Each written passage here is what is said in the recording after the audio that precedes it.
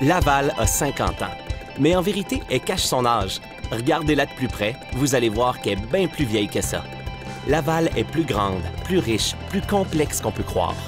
C'est la grande histoire du Québec avec une petite twist bien à nous autres. Vous pensez connaître ma ville? Suivez-moi donc 3 minutes.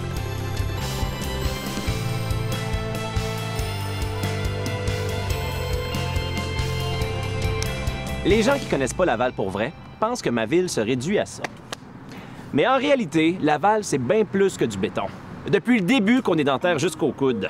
Il faut se rappeler que Laval, avant que Laval soit Laval, avait surtout une vocation agricole, jusqu'à la Deuxième Guerre mondiale.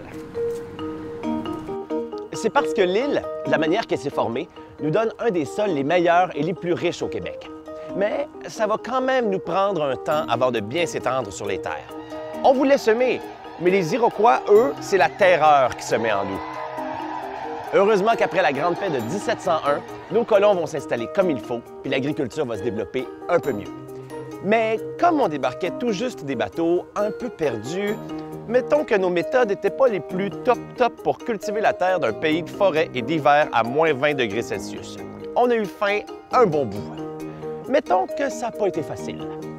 À la fin du régime seigneurial, on va enfin commencer à avoir de l'expertise. On a plus de chevaux que de bœufs pour le boulot et en plus, on a maintenant l'aide de moissonneuses, de faucheuses et de râteaux à foin. Yeah! Ça fait que rapidement, le 4/5e de la superficie de l'île Jésus va être consacré à l'agriculture. Quand on va arriver au début des années 1900, on va carrément être le potager de Montréal en leur fournissant des légumes et des fruits frais. Et puis, quand on va arriver dans les années 40, on va évoluer vers une agriculture de spécialisation.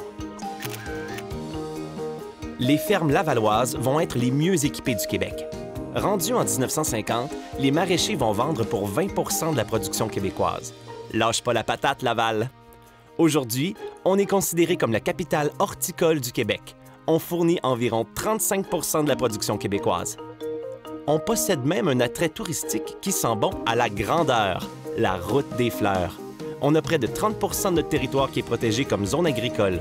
On a des centaines de kilomètres de berges puis de cours d'eau intérieurs. On a même trouvé un moyen de transformer 50 hectares d'une vieille carrière désaffectée en un centre de la nature, en plus de nos 2760 hectares de milieux naturels. Tout ça protégé et tout. 2760 hectares. Pour vous donner une idée, un hectare, c'est 10 000 mètres carrés.